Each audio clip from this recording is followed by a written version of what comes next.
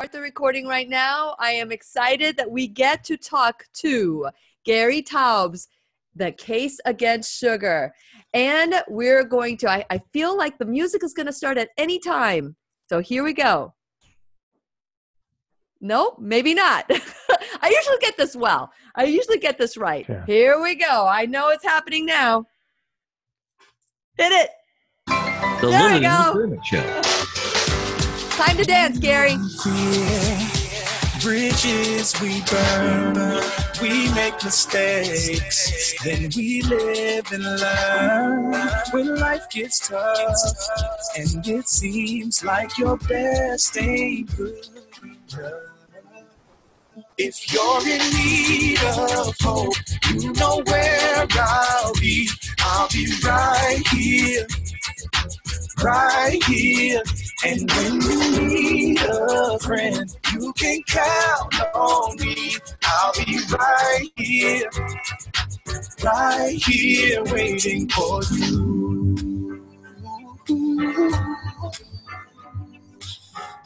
This is the place you can always turn to when you need a friend. The Lillian McDermott Show. To reach out to Lillian, visit her on the web at whenyouneedafriend.com. Now let's all learn together. Here's Lillian McDermott. Hello, my listening friend. It's so nice we can meet each other on the air on this beautiful best day ever. And for those of you who are new to the Lillian McDermott radio show, the purpose of the show is to provide a safe place where you can go to when you need a friend. It is my commitment to provide alternative ways to heal, and it is my mission to make awareness, responsibility, and truth a part of our everyday life. And I hope you, my listening friend, and my viewing friends as well, will consider embracing a new truth and live the life of your dreams. Now, today we are giving away a book. So that number that you have grown to love, 407-373-5959, third caller or texter will win a copy of the book called The Case Against Sugar. For all of our sugar addicts out there, this is the book, not a book, the book for you, right, Gary? Yeah. So today we are talking to Gary Taubes. He's an investigative science journalist that has made us aware of our relationship with sugar. In this book, we talk in The Case Against Sugar. He points out our obsession with sugar and the damages that sugar causes and the comparisons of sugar to other things, statistics about it as well. And talk about, we are so obsessed with sugar. We talk about the people we love as honey, sugar, sweetie. It has become a part of our lifestyle. And we celebrate with cakes, and the holidays become more about eating sugar than about the holiday itself. And so today, Gary is going to help us explore this love affair with sugar and how we can, and it will expose why we are unhealthy and how we can be what we want to be, which is embrace health. And since it is our sole purpose in life to give and receive love and knowledge, I am grateful that Gary Taubes is here to do just that. Welcome, Gary, to the Lillian McDermott radio show. Thanks for having me. Yes. Okay. So here we go. You have written this book and other books about science. It's really science and food and nutrition. But share a little bit about your background and what led you down this path. Okay, well, I'm an investigative science journalist. So my first two books were about physicists and then nuclear physicists who discovered non-existent phenomena. They screwed up in the lay language, and I documented in excruciating detail how easy this was to do and how hard it was to get the right answer. And in the early 90s, some of my friends in the physics community, I had a lot of allies who said, if you're fascinated in bad, controversial science, you should look at some of the stuff in public health because it's terrible. Yeah. So I shifted into public health research, and everything that I had learned about how to do science right, the kind of meticulous, rigorous, critical, skeptical approach that you had to do to make sure you hadn't been fooled seemed to be considered a luxury in the in the public health community and the nutrition community. So beginning in the late 90s, I moved into nutrition. I've been writing articles, cover stories for the New York Times Magazine, investigative pieces for the journal Science, basically explaining where we went wrong in our nutrition science and trying to understand the most critical health issues of the day, which are the epidemics of obesity and diabetes. And all my books are about both good science and bad science, and then the nutrition books are about that in the context of these obesity and diabetes epidemics. So you're looking at good science and bad science and good nutrition, bad nutrition. And through all this, how did that lead to sugar? And how did it lead you down that path? Because it was almost like is it an NSI? What is that, special victims unit type of thing where you're looking at the evidence and you're trying to figure out who done it? Yeah, pretty much. CSI. Thank you, Brian. It's how to explain this? In the late 1950s, when some nutritionists in the U.S. decide that there's a heart disease epidemic going on. So they want to explain this heart disease epidemic, and using tools they've never used before, that no one has ever used before, they decide that the problems with our modern diets are dietary fat. The fat we eat, saturated fat, raises our cholesterol, that causes heart disease, and salt. And so the salt we eat raises our blood pressure, and that causes heart attacks and causes strokes. And by the 1980s, we've institutionalized this idea that we should eat a low-fat, low-salt diet, and that's the essence of a healthy diet. And meanwhile, sugar gets a kind of benign pass during all of this. Not that anyone's saying you should eat it to excess, but the idea is as long as you're not fat, and as long as you're, the diabetes is a different issue. As long as you're not fat, then you can eat as much sugar as you want, and perhaps worse, you could drink as much sugar as you want. Yes. And we have the Coca-Cola company and PepsiCo and all these companies spending billions, literally, to advertise their products. Absolutely. We're being programmed. And today you get the opportunity to learn more about the case against sugar. Be the third caller or texter, 407-373-5959, to win your free copy of The Case Against Sugar. And we're going to continue our conversation with Gary Taubes when we return worldwide at whenyounneedafriend.com. We'll be right here waiting for you. Right here waiting for you.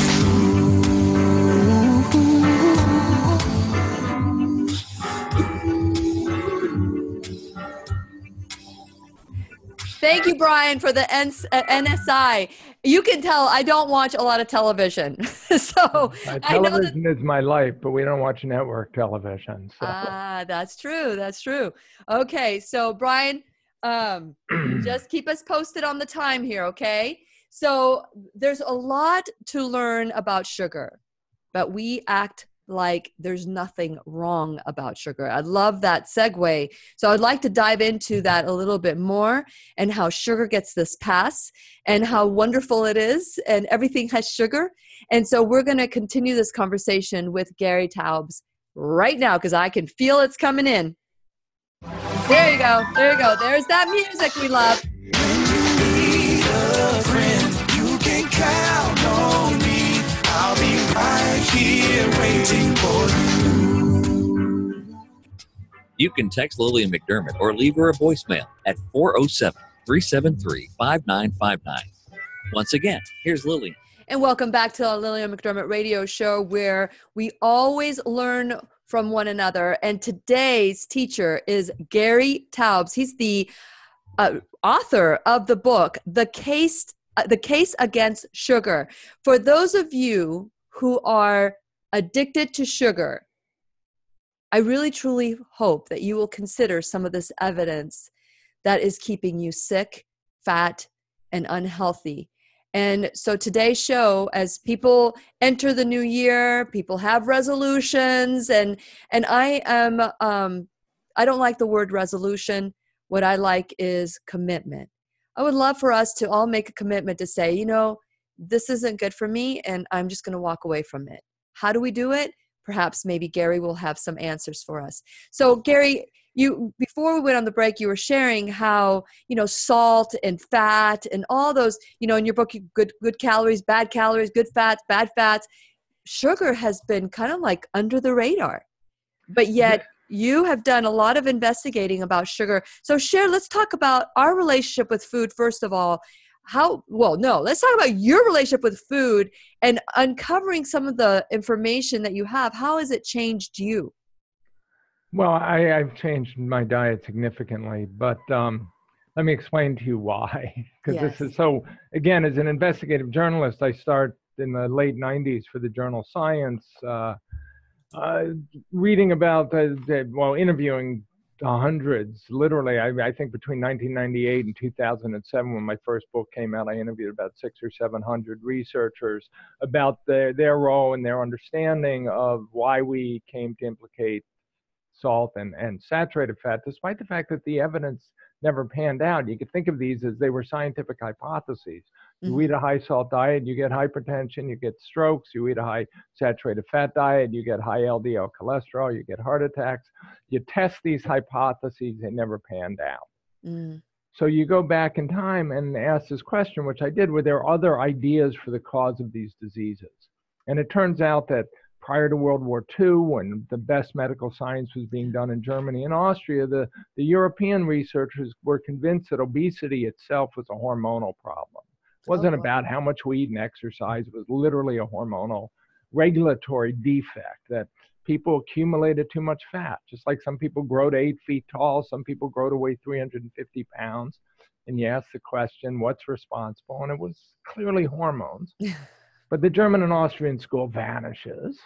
In post-World War II, you've got this whole school of British researchers who are asking this question, which is what I started to focus in on. Why do you have obesity and diabetes epidemics everywhere in the world when the population shifts from consuming whatever their natural traditional diet is to a Western diet? Yes. So it doesn't matter where in the world it is. It could be South Pacific Islanders, it could be Alaskan Inuits, it could be in Greenland or the Native Americans or South America or Africa.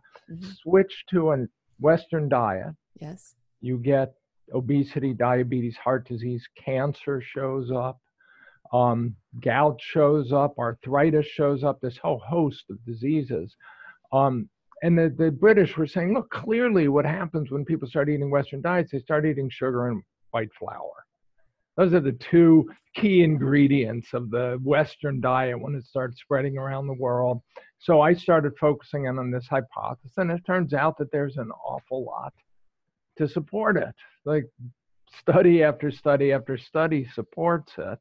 And meanwhile, you've got these, quote, diet doctors who are saying, if I give you a diet, if you're overweight or obese or diabetic, and I put you on a diet where I remove sugar and white flour and starchy vegetables, potatoes and rice, so all the carbs, and I let you eat as much fat as you want, you're going to lose a lot of weight and get healthier. And this is a diet that shows up in 1825, and the most famous book ever written about fruit, a French book called The Physiology of Taste. It was accepted as the diet for obesity from 1860s onward until the 1960s, when we decide dietary fat is the problem, and the carbohydrate goes from being inherently fattening. There's a line I quote in 2 of my books from the leading British dietitian in the British Journal of Nutrition. The first sentence of his article is, every woman knows that carbohydrates are fattening. Okay, and then by the 1980s, carbohydrates have become heart-healthy diet foods. Jane Brody, the best-selling food writer for the New York Times, is saying we should all eat potatoes and pasta. And while we used to think they were fattening, we don't anymore. And meanwhile, we have an obesity and a diabetes epidemic. So this is a story I told in my first book called Good Calories, Bad Calories, with all the history and the philosophy of science. The second book was Why We Get Fat, because it's purely about this idea that obesity isn't caused by eating too much or exercising too little, that's sort of incredibly naive. It's like saying Bill Gates got rich because he made more money than he spent. Like, of course he made more money than he spent. course, if you're getting fat, you're taking in more energy than you're expending. The question is, why are you getting fat? Why is Bill Gates getting rich?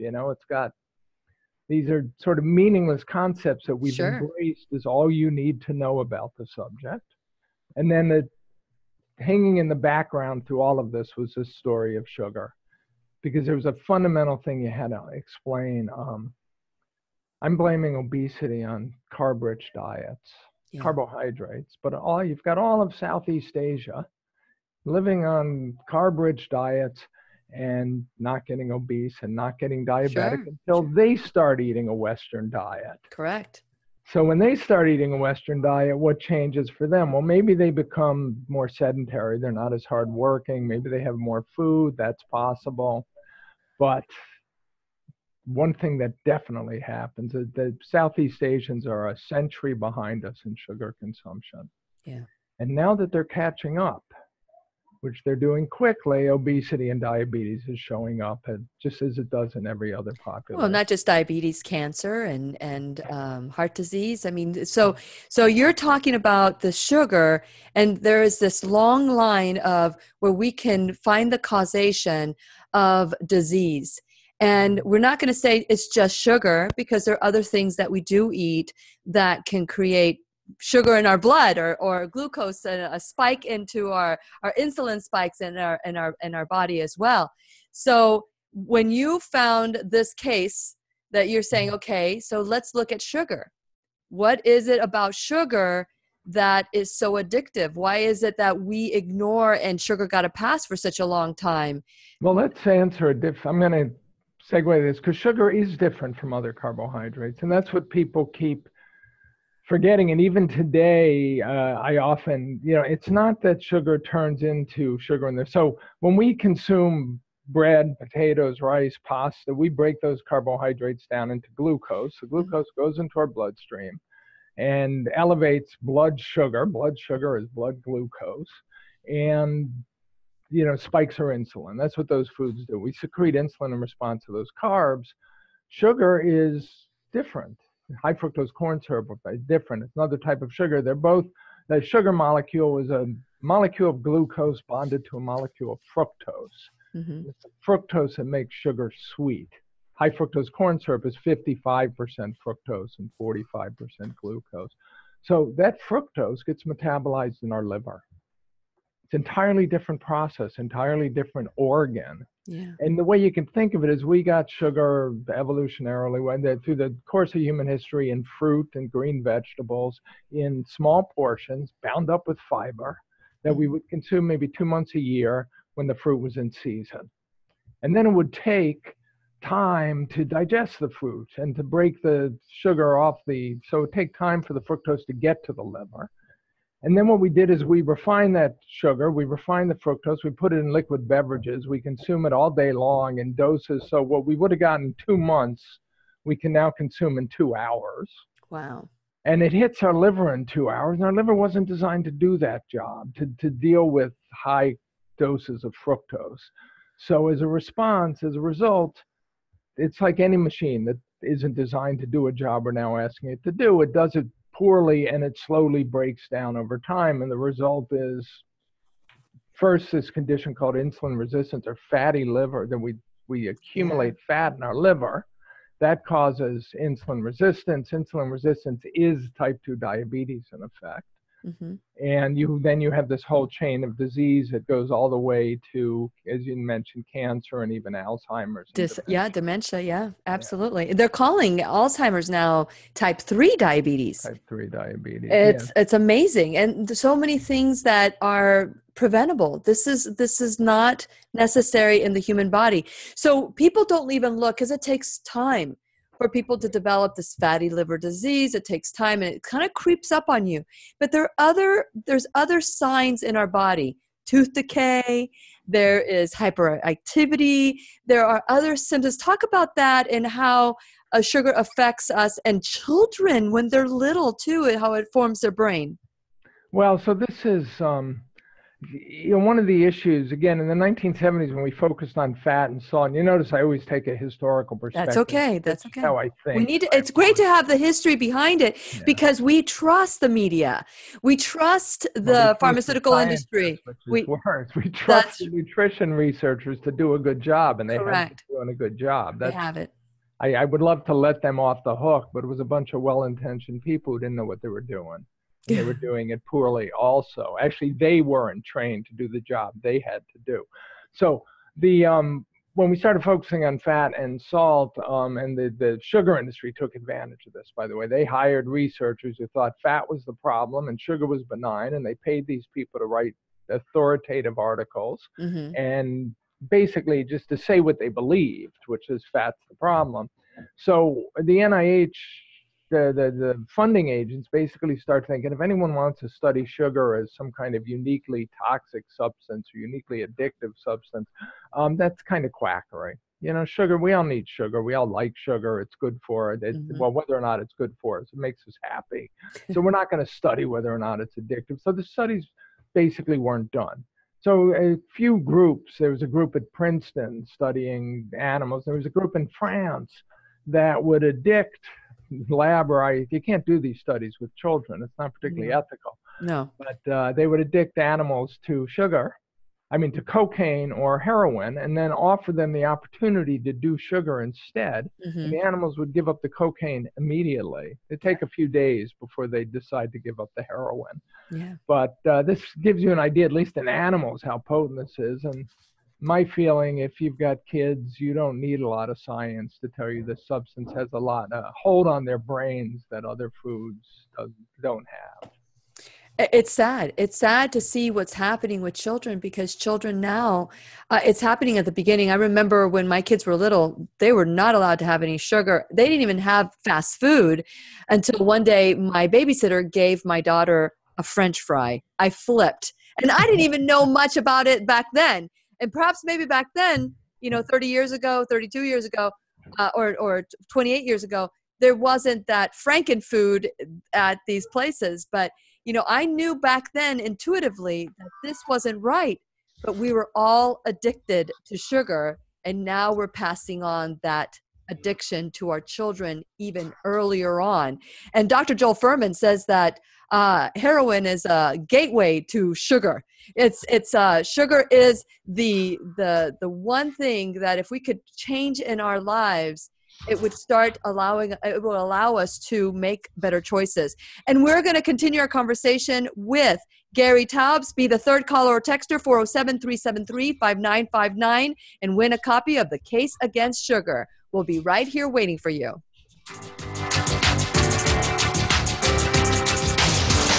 I'll be right here waiting for you. It's amazing, Gary.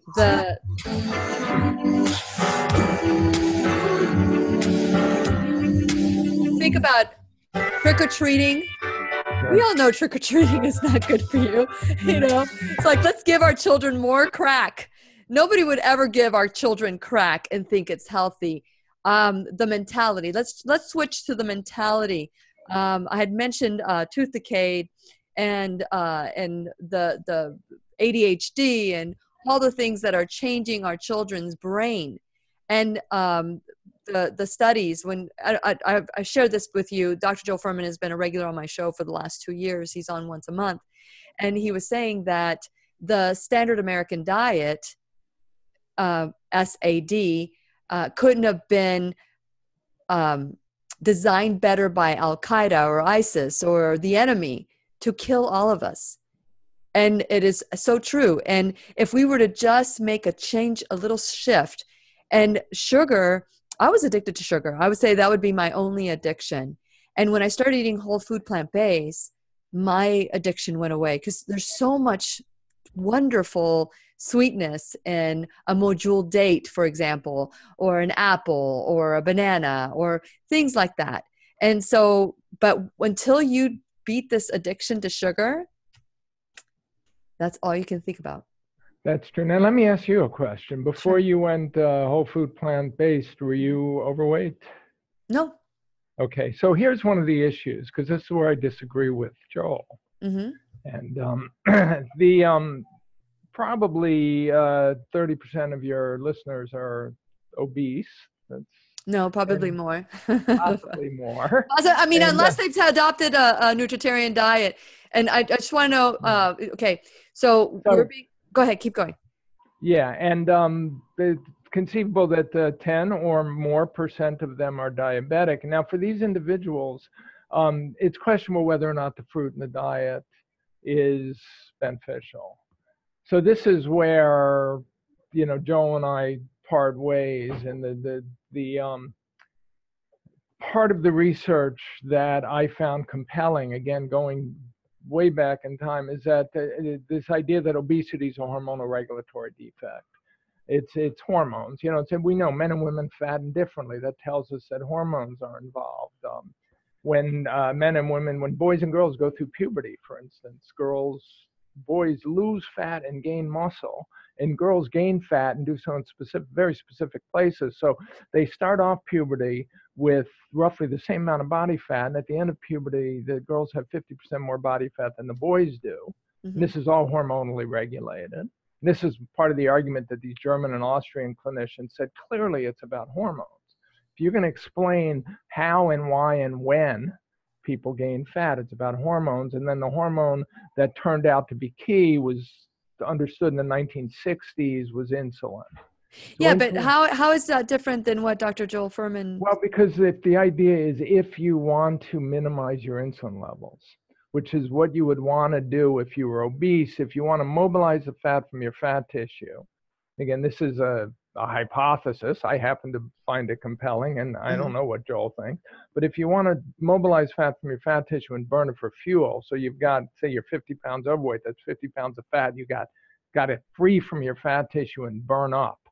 The way you do that biologically is minimizing your insulin levels and arguably increasing levels of a hormone called glucagon, which is counter to insulin.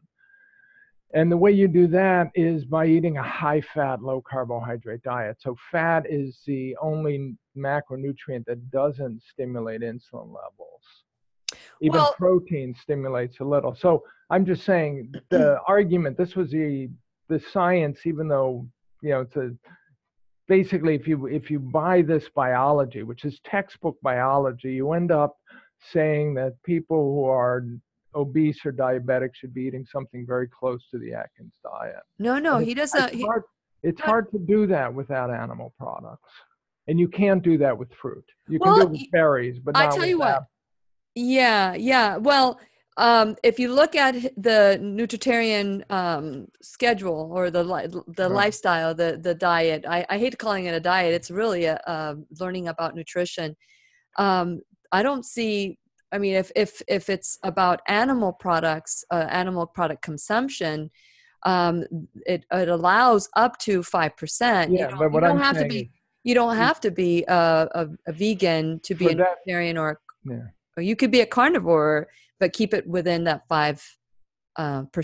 Right, and what I'm saying is that for that, for your obese and diabetic listeners, and again, these are two different schools of thought. Mm-hmm. That for the obese and diabetic listeners, 5% is, it's got to be virtually all animal products. It's just the only way you can get enough fat in your diet, unless you're willing to want to drink Franken oils. Like no. There's no oils in his. It's avocados and nuts and seeds, and there's a lot of. I think there's a lot more similarity. You can do it with a vegetarian diet. It's just you're never. The idea would be these people would be healthiest. There are similarities in that we would both say get rid of processed food and get rid of sugar. Yeah. But there's significant differences. Yeah. Well, let's you know what? I would love to have Dr. Joel Fuhrman join our conversation at another time, and I'm sure that he can explain it better than I can. Yeah. But I think we're ready to go back on the air. So here we go. When you need a friend, you can count on me. I'll be right here waiting for you. You can text Lillian McDermott or leave her a voicemail at 407-373-5959. Once again, here's Lillian. Welcome back to the Lillian McDermott radio show, where we learn from one another. You can hear us at whenyouneedafriend.com. And today we are learning with Gary Taubes, who is the author of The Case Against Sugar. Now, no, he is not a doctor. No, he is not a PhD, but he is an investigative science journalist. And he has created the case against sugar. And so this is where at whenyouneedafriend.com is where we take this responsibility. You know, I think the most important thing is the addiction that we have with sugar, this love affair that we have with sugar that has been given a pass for so many years, that is creating a lot of diseases, needless diseases in our life. It's not natural for us to be sick. It is natural for us to be healthy, but we're putting things in our body that are causing us to get sick, to break down. Our bodies can't process. Like Gary said, our liver isn't made to process this much stuff. So we can help our body by giving it what it needs. And I want to encourage you to go to whenyouneedafriend.com, become a subscriber, and let's continue the support that we need with one another. As you know, we're going to be doing an event pretty soon about how to take all the information that we've learned about health and nutrition this new year and a new truth. We've learned this new truth, and now we need to create a new you, a new me, a new us that we can work together towards gaining our health back. And so go to whenyouneedafriend.com, become a subscriber. And when you do so, the show gets sent right to your phone or tablet. So that's one of the benefits. You also get lots of gifts when you become a subscriber, and you get to know before anybody else who's on the show, so that you can mark your calendar what shows to listen to again and again and again. And when you go to whenyouneedafriend.com, you can click on my YouTube, you can click onto all my social media. Please like me there, subscribe there as well.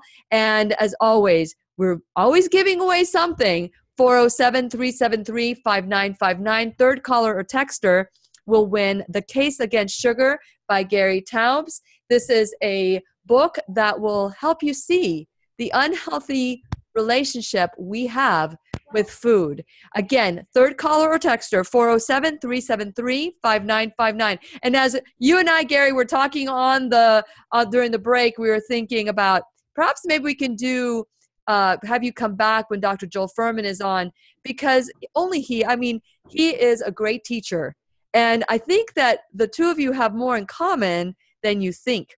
And if it's the percentage of animal products that you are focused on, I think that there's other ways to get the fat. This is not a low-fat diet, although it's a healthy diet. It really is. And I think I don't want to defend it, because I don't need to convince anybody. We all come to our own truth and what our body needs, and we give it what it needs. If the body is unhealthy, then something needs to change. We need to do whatever it takes to make it healthy.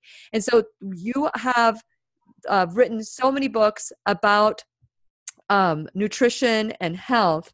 And what I love about this is becoming aware of this unhealthy addiction. Let's talk about some of the similarities between other things that are unhealthy for us. Like you talk about tobacco, the similarities between tobacco and sugar. What would you like to add about that? Well, sugar is there's two aspects of that story. One is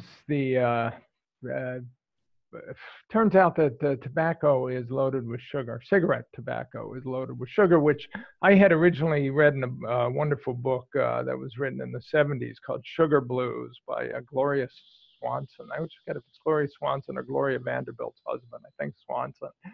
And he had mentioned this. I'd never been able to track it down until a colleague of mine got documents from the sugar industry that exposed this connection between sugar and tobacco. So it turns out that in the late 19th century, the big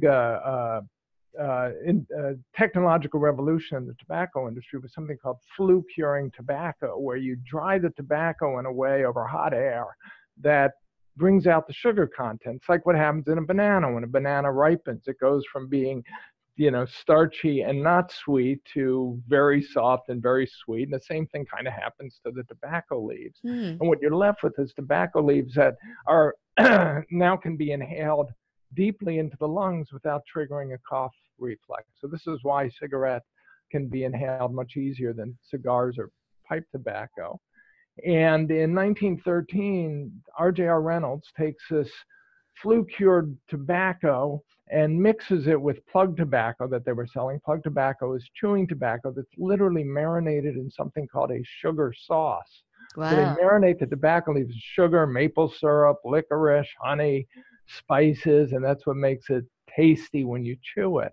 And they end up with this tobacco that's uniquely inhalable, that's uniquely got a high nicotine content, so you can get the nicotine deep into your lungs where it makes it all that much more addictive. And you can now also, for the first time, get the carcinogens deep into your lungs.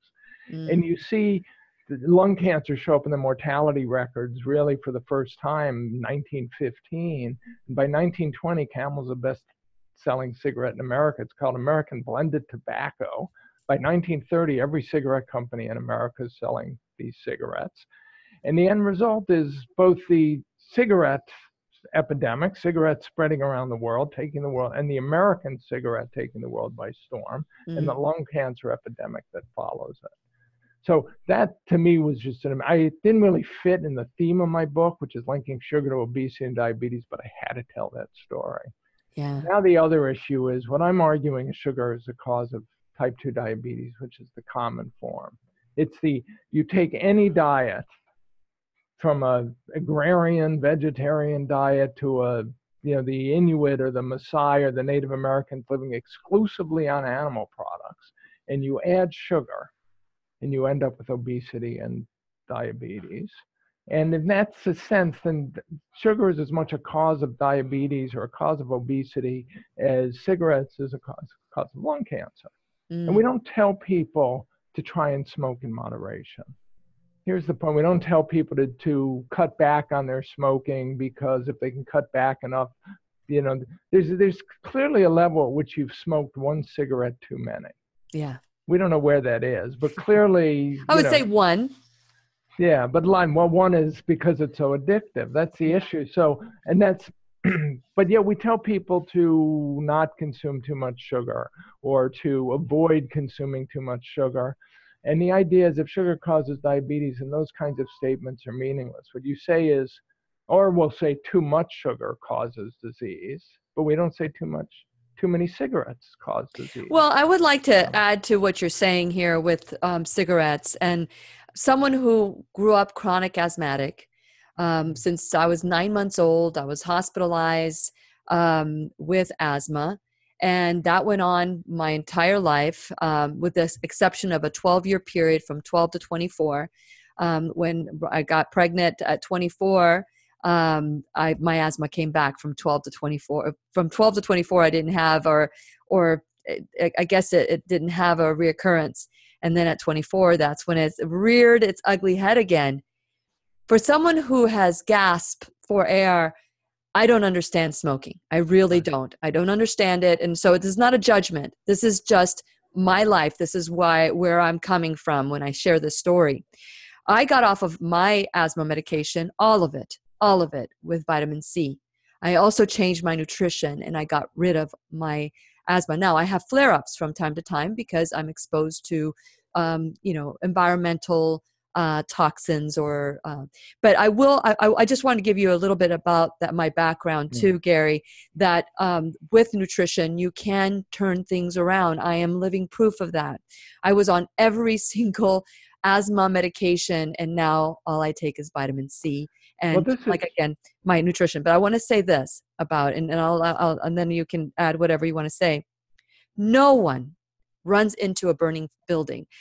There are firefighters that risk their lives when there's a fire and to take people out of a burning building. No one goes in there just to inhale smoke. No one goes in there because something is good or positive about it. I don't understand smoking and why anyone would add that toxicity to their body. Just wanted to say that. Okay, and I am an ex-smoker, which is interesting. So this informs my opinion on sugar too. When you're a smoker, nicotine's an extraordinarily addictive drug. And you smoke from the minute you get up to the minute you go to bed. I mean, you smoke after meals, you smoke after workouts, you smoke when you're taking a walk, when you're doing something pleasant, you smoke when you're doing something unpleasant, you smoke to make it more pleasant. It's how you moderate your emotions. It's how you translate things into pleasure, and you cannot imagine life without cigarettes. And the point is, when you quit, there's about a 3-week period where you're miserable, craving it constantly, and a 3-month period where you're only miserable, but the moment-to-moment cravings kind of go away, and a 1-year period where you're just unhappy and depressed, and you might alienate all your friends. And eventually, at 2 or 3 years, you get to the point where you can't imagine you ever smoked. Yeah. And I think the same thing can happen with sugar. Well, I do want to talk about that. I want to talk about what we can do, Gary, to beat this sugar addiction. We're all addicted to this. I know I was until I changed my lifestyle. And that's what allowed me to say, gosh, I don't miss this anymore. I don't need it anymore. But you know what? It probably took me a good 3 years to feel that way. So I'm glad you brought that up. Be the third caller or texter to win the book, and make sure you leave a message. The Case Against Sugar. And we're going to continue our conversation with Gary Taubes when we return worldwide at whenyounneedafriend.com. We'll be right here waiting for you. Right here waiting. Great story. Thank you for sharing that about your smoking. Now, I want to challenge you, Gary, to do the case against meat. Can't do it. You what? I can do the case against vegetarians and vegan diet doctors. But you see, here's the thing. You're taking your bias. Yeah, and saying, absolutely. I don't even want to look at it. So No. I'm saying I've been doing it for the past 15 years. I've looked at it. I can't find it. And I think there are people who are much healthier consuming a lot of meat than a little. But when you say a lot of meat, let's say when you're saying a lot of meat, most Americans are eating and consuming more than 30% meat, and there's a link there with cancer too. I know, but that's the very first article I did when I said I went into public health because my physics friend said the science was terrible. That's the science they were talking about. And that was the very first. I did a piece for the Atlantic Monthly and an investigative piece for Science on the journal Science on the research that now links meat to cancer. Here's one way to think about it. Like we could go out in the street tomorrow and today, after this meeting, we could find someone pretty quickly who weighs 300 pounds. And we could put them on Joel's diet and the diet I think they should be on. Okay. And I think the diet that I think they should be on will get them down to a healthy weight, and I don't think Joel's will. Well, and they may not lose any weight. I don't know. I'm going to take that. Let me say, wait, let me interrupt for a second. Well, let me keep going. Let me keep interrupting. So I started a not-for-profit called the Nutrition Science Initiative to fund this kind of research. And we had a billionaire in Texas who was helping us do it. And we have been funding that kind of research and 4 major studies. And then the billionaires, they stopped funding us, but they gave $13 million to a group at Harvard to continue that research. This is the kind of stuff that can be settled by very good research. It doesn't have to be my opinion versus Joel's or my opinion versus yours. No, I have no opinion. I'm a huge fan of all my work. I'm a fan of science. It just has to be done right. Okay. And it hasn't been done right here. So. Okay. Well, I really do believe that this is a follow-up conversation with Dr. Joel Fuhrman. I think this will be great. I would love to do this. So I think it's time to get back, and I know that you have an appointment as well. So. When you need a friend, you can count on me. I'll be right here waiting for you. You can text Lillian McDermott or leave her a voicemail at 407-373-5959. Once again, here's Lillian. And welcome back to the Lillian McDermott Radio Show, where we always learn and grow with one another. Today's teacher is Gary Taubes, and he wrote the book, The Case Against Sugar. Now, you know, for those of you who would like a copy, a free copy of this book, be the third caller or texter to call 407-373-5959 and win your free copy of this book. You know, there is a sugar epidemic. There's a sugar addiction epidemic that leads us to other things. I think it's the gateway, so to speak. It's a drug. And you had mentioned that it took you, and I appreciate you sharing that story about your smoking and how it took you 3 weeks, and then it took you about a year, and then it took you 3 years. Like you went through this process. Let's talk about sugar and how do we wean ourselves from sugar, in your opinion, and your research. Yeah, this is, I think, first of all, we have to think of it, we have to stop thinking in terms of the concept of too much. Like if I have too much sugar, it's bad for me. Mm-hmm. We don't know what too much is. Correct. In fact, there's a whole chapter in the book called the if-then problem, which is about most of us inherited this problem from our mothers, in effect, while we were in the womb, and were born predisposed to become obese and diabetic. Mm-hmm. And now it's our diet that makes it worse, but we don't know at what level we have to cut back. And a lot of, you know, it's impossible to write these books without your own experience informing what you write. And I happen to be one of those people who can't, it's not so much I'm a sugar addict because I can live without it, but if it's there, I'm going to eat it. And if I have one bite, You're hooked I'm again. obsessed with it. It's Yep. like a heroin needle on the Yep. table to a heroin addict.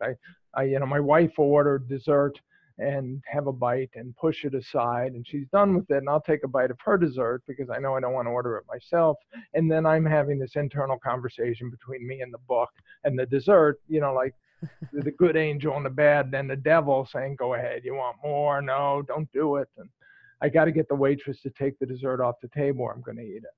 Yeah. So on some level, I think that, and when I give talks, I ask the audience how many people are like this, and I find it's about half of the people in the audience will say and half of them are lying too. And half of them are lying. You know, for some of us, one bite of sugar, it makes you hungrier. And Yes. this was one of my revelations, that there's no amount of sugar that fills me up, no amount of a sweet or a soda. I stop eating it or drinking it when I've decided consciously that anything more would be unacceptable gluttony. Mm-hmm. But it's not, but each bite, in effect, and I watch my children, and clearly this is the case, it's as though they get hungrier with each bite they eat. So for many of us, it's just, you've got to give it up. It's cold turkey. Cold turkey. It had to be cold turkey for me with cigarettes. The obvious sources are, I think you could be healthier, and we know what they are because those are the things we try to ration. So those are the sugary beverages and the pastries and the sugary cereals and the, you know, the desserts and the candies, and we Sure. feel guilty when we eat them, and we know we shouldn't. One less obvious place that we often think we're doing something beneficial are fruit juices and sports drinks. Yeah. And those are just sugary beverages with vitamins and minerals added, and they're probably just as bad as a Coca-Cola or a Pepsi. Sure. Oh yeah, or worse, because we're feeding it to our children thinking we're giving them health. Nobody drinks a Coke thinking that they're going to be healthy. But parents, good intention, they think 100% juice, they're giving it to their kids, but what they're doing is just they're giving them a bunch of sugar that's been processed. Or, you know, I have a 9-year-old who plays basketball in a basketball league in Oakland here, and all the kids are getting Gatorade because you think, well, even 9-year-olds sweat, they have to replenish their electrolytes, so we can load them up with sugar while we give them a little sodium and magnesium, and it's ubiquitous. But I think for those of us who have a problem with our weight or our diabetes status, or we just know we've got a problem with sugar, then cold turkey. The other problem is sugar is in virtually every processed food. 70% of processed foods in the supermarket have significant sugar. Even though they come under dozens of different names, you can look, there is a label under carbohydrates. It'll tell you the sugar content. And, you know, if you can avoid it, then, you know, if there's a product you could buy with a lower sugar content, or ideally once you've given up you haven't even tapped into artificial sweeteners. Artificial sweeteners are probably going to be another show. I mean, again, I think they're better than sugar. Yeah. I think a lot of people need a crutch. I needed nicotine gum to get off cigarettes. I couldn't do it cold turkey. I would have lost every friend I had. I needed nicotine gum. I think a lot of people need artificial sweeteners, but ideally you lose your sweet tooth. And when you lose your sweet tooth, the foods start tasting like, nature, and they're Yeah. supposed to taste. I love the idea of just quitting cold turkey and finding, maybe natural substitutions like, mojule date is a wonderful. I don't know, have you ever eaten in a mojule date? Yes. But again, we're going to have different opinions on the benefit of such sugary fruits to people who are already. Another way you can get around the sugar cravings Yeah. is to increase the fat content of your diet. This is why the low-fat diet was so detrimental, because you take the fat out, there's no pleasure left. Well, but we've been lied to about that. They've added, they said, okay, it's sugar free, but then that made us hungrier too. So we've been lied to about that. Great marketing, by the way. It's all very good, and it's bad science. I mean, I don't know if these people were consciously lying. I think a lot of them believed what they were telling us. They just, like many there's an old saying about the road to hell is paved with good intentions. Yeah. And this one, the road to obesity and diabetes certainly was.